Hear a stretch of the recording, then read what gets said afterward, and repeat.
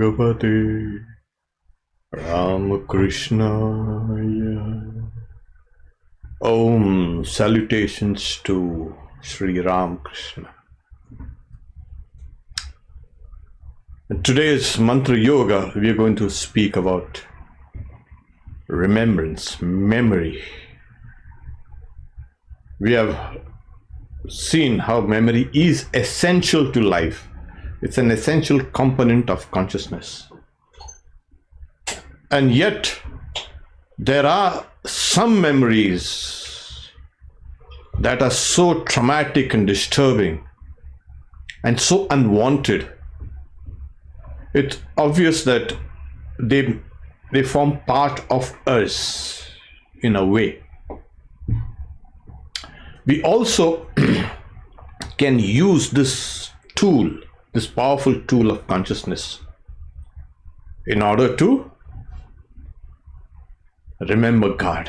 Remembrance. Okay, that's the idea. We don't need to remember.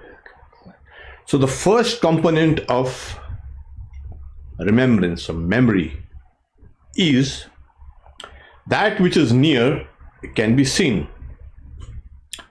That which is far can be remembered, is remembered. So if you remember this is the one principle. That which is near is seen, that which is far is remembered. Okay. Now this, it's more like a kind of a single perception involving dual levels of consciousness. The past is made present. So what is near is seen, what is far is remembered. At the same time, that past also becomes the present in your present cognition. So that is far is remembered, that is in the past is also remembered. So this is a component of memory. It makes the old new, and the new is new, of course. It works on the principle of a cue. A present perception reminds me of something else. And sometimes it's not just one single thing that that reminds me of a. Suppose I see a car, I remember many things about the car and how it broke down and how I was stranded. And you can see how a train of memories is kind of awakened. This is the third principle in memory. It's called pervasiveness. In Sanskrit, it is called vyapti. One wave in the mind can give rise to a series and series and series of waves. Okay, I think this is clear. So when one wave in the mind, there's never one wave in the mind, never. It's like a body of water which is whipped up by waves. That's the nature of the mind. Always. Now we can harness all these waves into our favor. In ordinary life, we find that some memories, like I said, there are good memories and there are some bad memories. There are some false memories. Oh yeah. And there are some memories of all types. Okay. So we just need to understand that this power of the mind, which is at times detrimental to spiritual practices, because what stops a person from realizing God? Just old memories. When you sit down and try to meditate, a whole host of memories comes and throttles your efforts. You simply just don't, you can say, know what to do. The old memories are so powerful. And that's the reason why, especially in mantra yoga, we try to harness the power of the mind, thoughts, memories, recall, remembrance to work in our favor. So when I see a particular thing, I'm reminded of something else. So it's a conscious mind and the subconscious mind, both interacting. Actually, it is one entity. We have divided into things like conscious, then the pre-conscious, and then there's a whole lot of subconscious or conditioned conscious or whatever. But it is actually one entity. It is acting as a single entity. But for all practical purposes, for us to understand it from the psychological aspect, we call it just one conscious, and then we have the subconscious and the unconscious and the whole host of kind of things.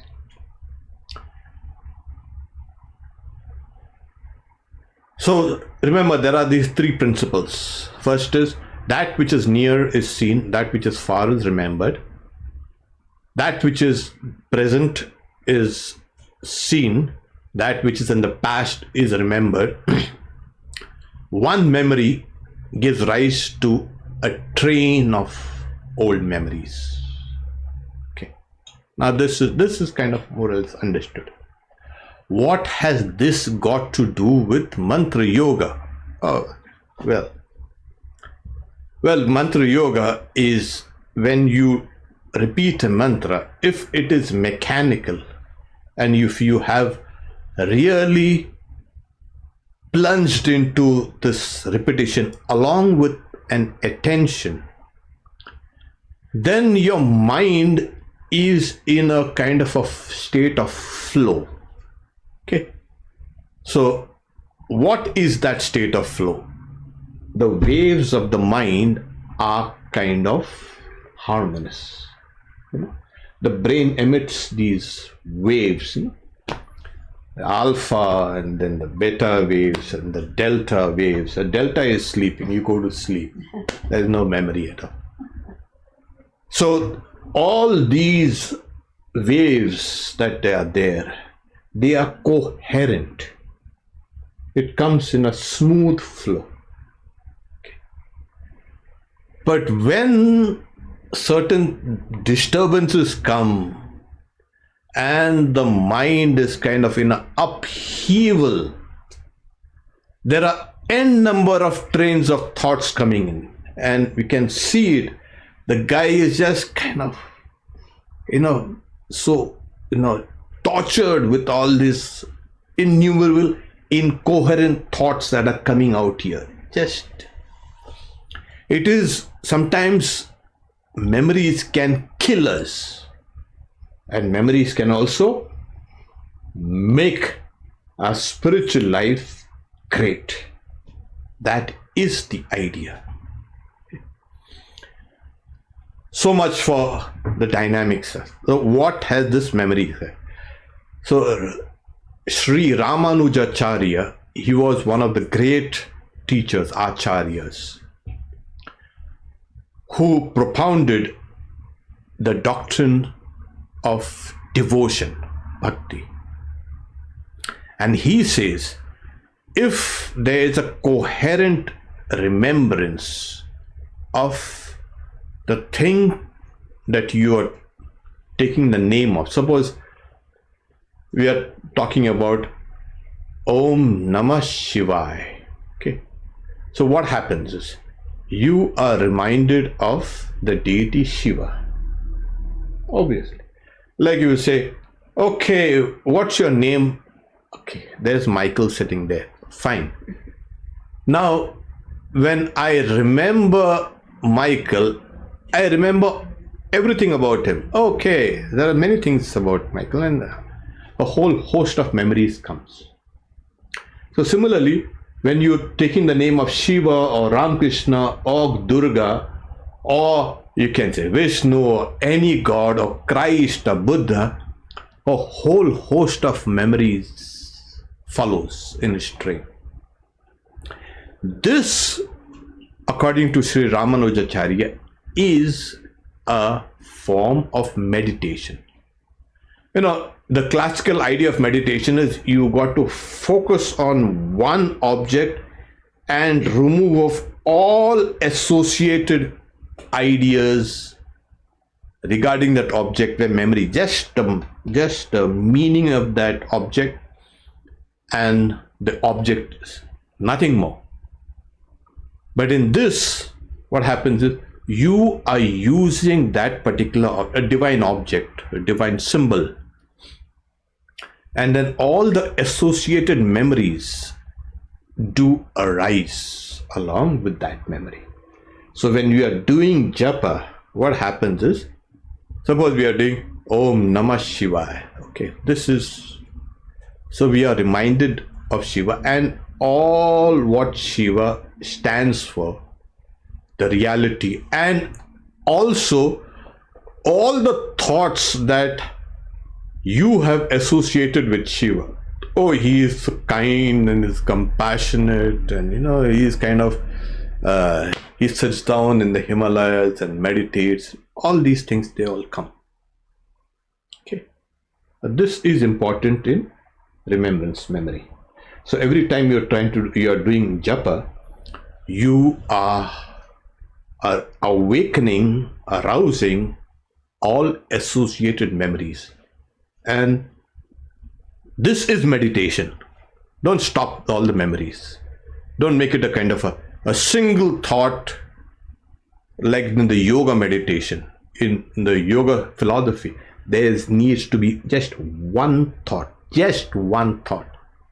to the exclusion of everything else. Everything held is in abeyance, held down. But in this form of meditation, all the associated memories of that object, of the deity, of that symbol are awakened. Okay, I think this is kind of clear enough. Okay. I think it's clear. Yeah. There's another aspect of perception that many people don't realize, or they are not aware of it. It's so integral to us that the example given in the scriptures is, when I know one piece of metal or a lump of clay, I know all the clay, all the all metals in the universe. There are two components in every perception, and memory is a perception, because now the memory has now come in the present, so it's a perception, it's a cognition. What happens is, there are two components. One is its individual character, as well as its general character also. When I see the leaf of a tree, I have a general idea of all the leaves of all the trees in the world. Well, some trees leaves may be big, some small, sometimes they're brown or sometimes green, but it is an indubitable fact that my knowledge of a leaf, one leaf, brings about the knowledge of all the leaves of all the trees in the world. Okay. So for today's practice, we'll take the form of Shiva. Okay. Now, when you look at this form of there are two things.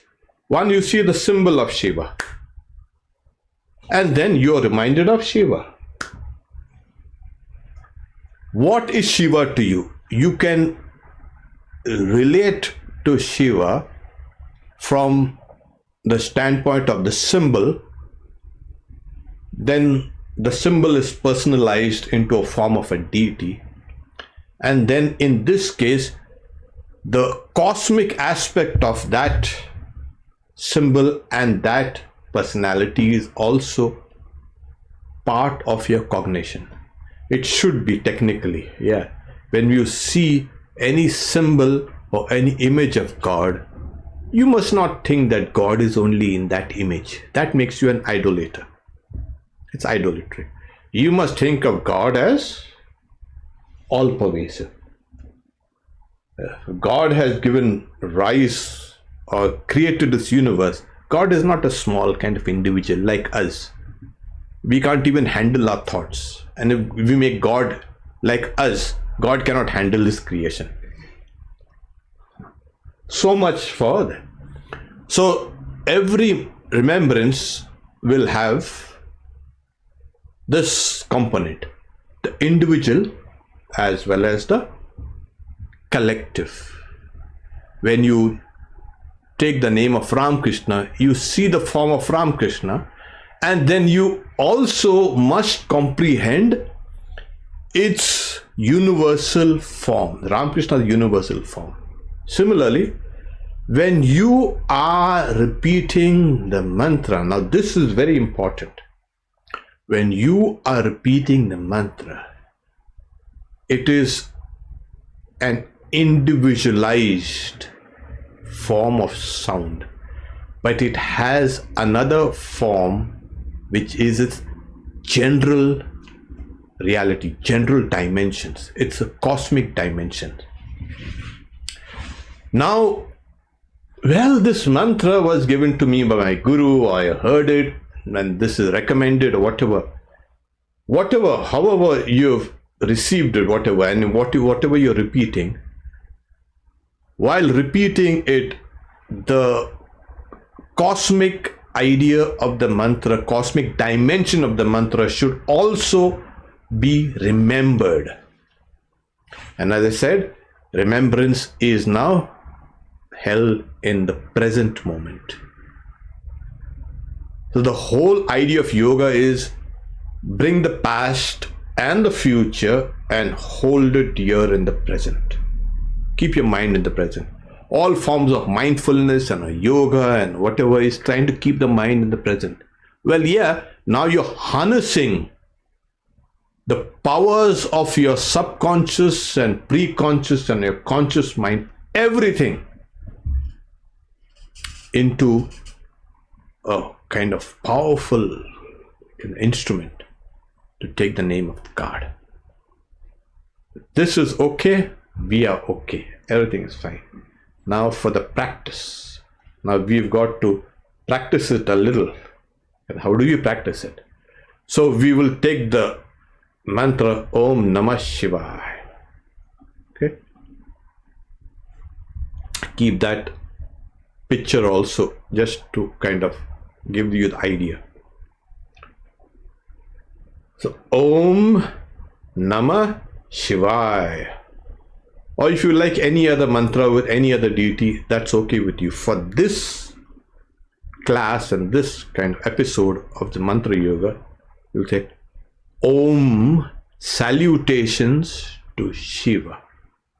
Okay. This is kind of Om salutations to Shiva. Is that all? Yeah, that's all. It's a very powerful mantra which has been used for, I don't know, for countless years, thousands and thousands by millions and millions and millions of people. So all those repetitions and everything are also in the Akashic records. You know, you have something called, what is Akashic records? Records of the psychic space which pervades everything in this universe. So those repetitions are existent in the psychic space. So when you are repeating, your psychic space is also in sync with that collective psychic space. This mantra now has become not just a small insignificant sound. It has become cosmic. It has brought the past and the present and the future all together. And you are focusing on this. You are right now, as you repeat, part of the cosmos. You are really now in touch with the cosmos. This is the idea of mantra yoga and remembrance.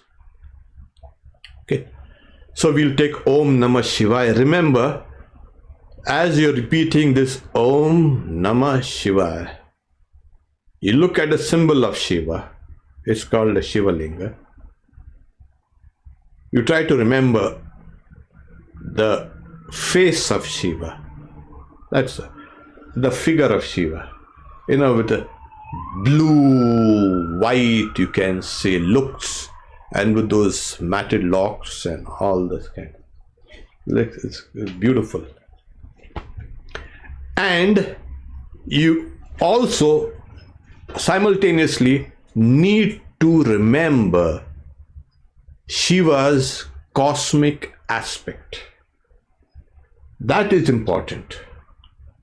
Otherwise, if you think this is only one aspect of God, sorry, or this is only one aspect of mantra, sorry, you are doing something that is kind of doing half-heartedly or halfway. You're not doing the whole thing. So I want you now to close your eyes. Take a deep breath and relax. Feel your entire body. Picturize your entire body mentally. That is, feel your body. And keep on relaxing each limb of the body slowly. Like flex your ankle and release it. Flex your knee and release it. Flex your thigh and release it. Flex your arms and release it. Flex your fingers and fist and release it. Flex your shoulders and release it. Do the entire body is flex it and release it. Flex it and release. This removes away all physical tension. Flex your back and release it.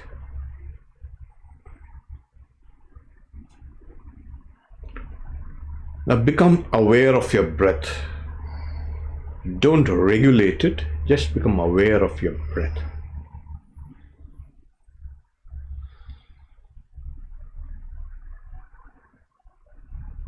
Now open your eyes and watch that screen in front of you with the name Om Namah Shivaya, with that symbol and with the figure of Shiva. Now try to remember its cosmic aspect. You can expand that picture of Shiva to its cosmic dimensions. It doesn't matter. Or try to think of Shiva as a blue sky. This is a part of that perception. Keep watching it, please. Repeat Om Namah Shivaya. Om Namah Shivaya. Keep watching that symbol. Keep watching the figure of Shiva. And think of a vast blue sky. Now close your eyes and remember the whole thing.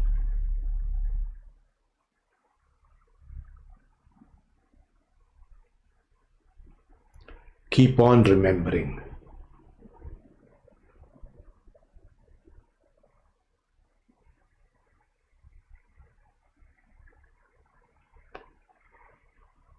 If this cognition isn't coming clearly, you can open your eyes, again see the symbol, again see the face of Shiva, and again that deep, wide blue sky. And now you can close your eyes and now remember.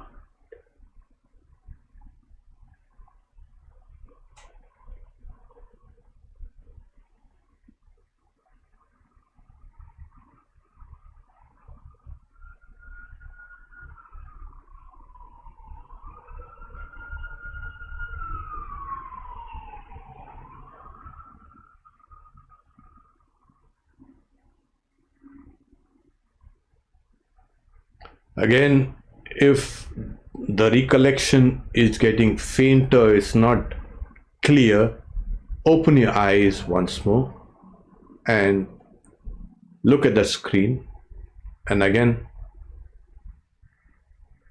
remember. Close your eyes and remember.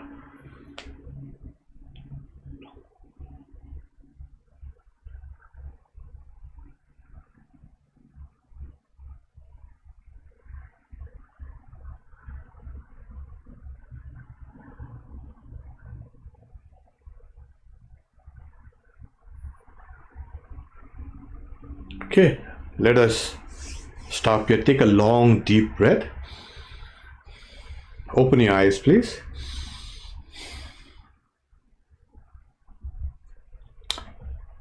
This is the idea. It's a simple tool. That remembrance that sometimes tortures us, remembrance of other things, now is used to direct your soul to God. Okay. So much for this. Now we'll take any questions if there are. Om Shanti Shanti Shanti. So there we are.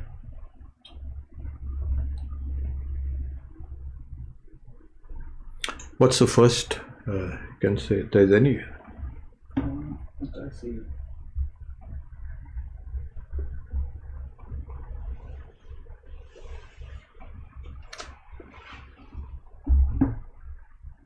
Okay.